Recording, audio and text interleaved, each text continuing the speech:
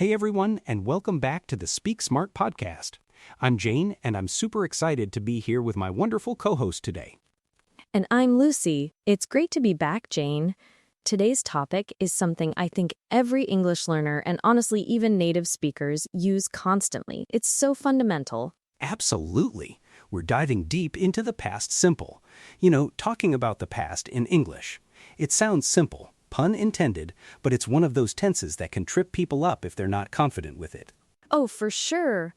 I remember when I was first learning another language, the equivalent of the past simple felt like a huge mountain to climb, but once you get it, it opens up so many possibilities for storytelling. Exactly. Imagine trying to tell someone about your weekend or what you did last summer, or even just what you ate for breakfast without using the past simple. It would be tricky, to say the least. You'd be stuck in the present just describing the food as if it's still in front of you, even if you ate it hours ago. I eat eggs. I drink coffee. It just doesn't sound right. Right. So today, our goal is to help you feel completely comfortable and confident using the past simple in real, everyday conversations. We're going to break it down, give you tons of examples, and hopefully make it stick. So, Jane, for those who might be completely new to this or just need a refresher, what exactly is the past simple? Great question, Lucy. In a nutshell, the past simple is used to talk about actions or events that happened at a specific time in the past and are now finished. Key phrases that often signal the past simple are things like yesterday, last week, 2 years ago, in 2010 when I was a child, or even just then or after that. Okay, so it's about completed actions at a definite past time. That makes sense. It's not about something that started in the past and is still happening, for example. Precisely. We're looking at things that have a clear beginning and end in the past, like, I visited London last year. The visit is over. She cooked dinner an hour ago. Dinner is done. They watched a movie yesterday evening. The movie finished. Got it. So how do we actually form these verbs in the past simple? Is it always straightforward? Here's where it gets interesting. For most verbs, the regular ones, we simply add to the base form of the verb. So, walk becomes walked. Play becomes played. Start becomes started. That's fairly intuitive, right? I played soccer yesterday. We walked to the park. The meeting started at 9 a.m. I think I've got that down. You've got it. Now, there are a few spelling rules to keep in mind for these regular verbs. If a verb ends in du, you just add du. So, live becomes lived, love becomes loved, decide becomes decided. Makes sense, no need for a double and du. What about verbs ending in a consonant du? Excellent question. If it ends in a consonant du, you change the ndu to in and then add ued. So, study becomes studied, try becomes tried, cry becomes cried. But if it ends in a vowel du, you just add du'd as usual, like play becomes played, not played. Okay, so played isn't played. Good to know. And what about verbs that are really short, like one syllable ending in consonant, vowel, consonant? You're on fire today, Lucy. For those, we double the final consonant before adding du. So, stop becomes stopped, with 2 P's. Plan becomes planned, with 2 N's. Travel becomes traveled with 2 L's in British English, or traveled with 1 L in American English. Oh, that's a good distinction to make. I always forget about the British versus American spelling differences. So regular verbs mostly add with those little spelling nuances. Got it. Now, Lucy, here's the fun part. The irregular verbs. These are the ones that don't follow the ndu rule. They change their form completely, or sometimes stay the same. The bane of every language learner's existence, right? Like go becomes went, eat becomes ate, see becomes saw. There's no ed in sight. Exactly, and there are hundreds of them. But don't let that intimidate you. The good news is that the most common verbs are irregular, so once you learn those, you're pretty much set for most everyday conversations. True. You hear went, said, made, had, did all the time. I guess it's just a matter of memorization and exposure. That's it. And the best way to learn them isn't by just staring at a list. It's by using them in context. Listen to how native speakers use them. Read stories, and most importantly, try to use them yourself when you're speaking. I totally agree. I found that creating little stories in my head, even silly ones, using the irregular verbs helped me. Like, yesterday, I saw a cat. It drank all my milk, then it ran away. That's a fantastic technique, Lucy. Engaging your memory with a narrative makes it stick so much better than rote memorization. Plus, it's fun. So we've talked about positive statements. What about when we want to say something didn't happen? Oh, right. Negative sentences. You don't just add not after the verb, do you? No, you don't. For negative sentences in the past simple, we use the auxiliary verb did plus not, and then the base form of the main verb. So, I walked becomes I did not walk, or more commonly, I didn't walk. Ah, so the did takes the past tense, and the main verb goes back to its base form. That's clever. So she ate breakfast becomes she didn't eat breakfast, not she didn't ate. Precisely. That's a super common mistake, actually. Remember, did already carries the past tense, so the main verb goes back to its original form. We didn't see the movie, not we didn't saw the movie. Okay, that's really important to highlight. So the rule is did not or didn't base form of the verb. What about asking questions? Questions follow a similar pattern. We start with did, then the subject, and then the base form of the main verb. So if you want to ask if someone played soccer, you'd say, did you play soccer? So did you go to the party? Did they finish their homework? Did she like the gift? Again, the main verb stays in its base form because did is already signaling the past tense. Exactly. You've got it down. And for what questions, like what, where, when, why, who, they just go before did. So, where did you go?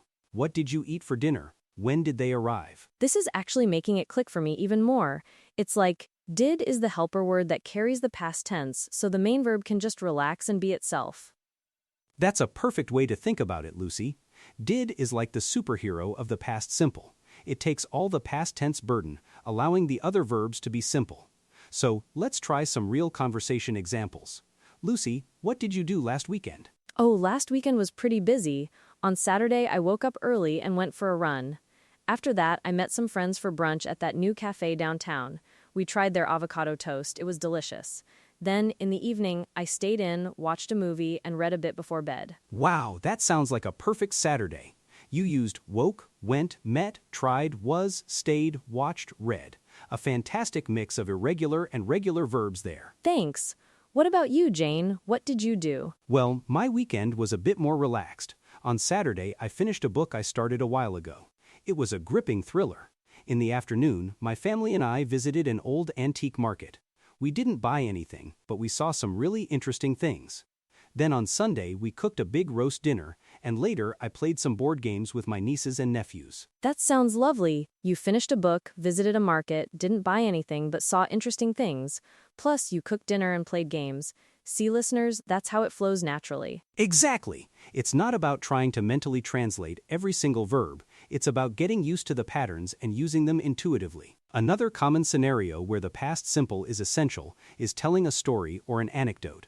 Lucy, do you have any funny or memorable stories from your childhood that use the past simple? Oh, definitely. When I was about 7, my family and I went on a camping trip. One evening, my dad told us ghost stories around the campfire.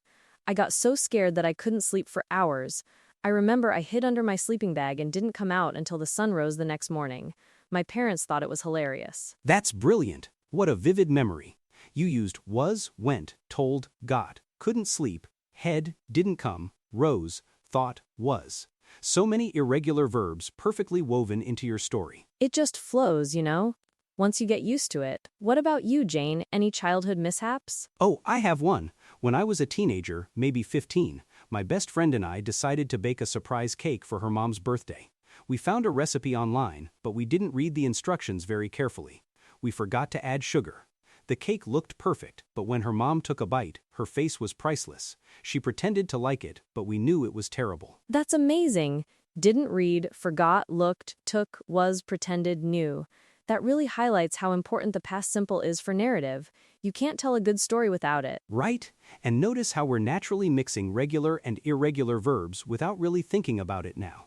That's the level of fluency we want our listeners to achieve. So, Jane, what are some common pitfalls or mistakes people make when trying to use the past simple? Good question. We touched on one, using the past tense form of the main verb after did not or did. So, I didn't went instead of I didn't go. Or did you ate instead of did you eat. That's probably the most frequent one. Yeah, I can see why that would happen. It's like your brain wants to make everything past tense, but did already does the job. Exactly. Another one is sometimes confusing it with the present perfect. The key difference, remember, is that the past simple is for a completed action at a specific time in the past. The present perfect is for actions that started in the past and continue to the present, or past actions with a result in the present, or experiences at an unspecified time. Oh, that's a whole other podcast episode, I think. But it's good to mention the distinction. So if I say, I have lived in London for 5 years, that's present perfect because I still live there. But I lived in London for 5 years is past simple, meaning I don't live there anymore. Spot on, Lucy. That's a perfect illustration of the difference. So, when in doubt, ask yourself, is the action completely finished, and do I know when it happened? That's a great litmus test. So if listeners want to really solidify their understanding, what would you recommend, Jane? My top recommendation is to practice, practice, practice. Start by talking about your day yesterday. What did you do? Where did you go? Who did you meet? Write down a few sentences, then try to say them aloud. Yes, and don't be afraid to make mistakes. That's how we learn. Record yourself, listen back. Did that sound right?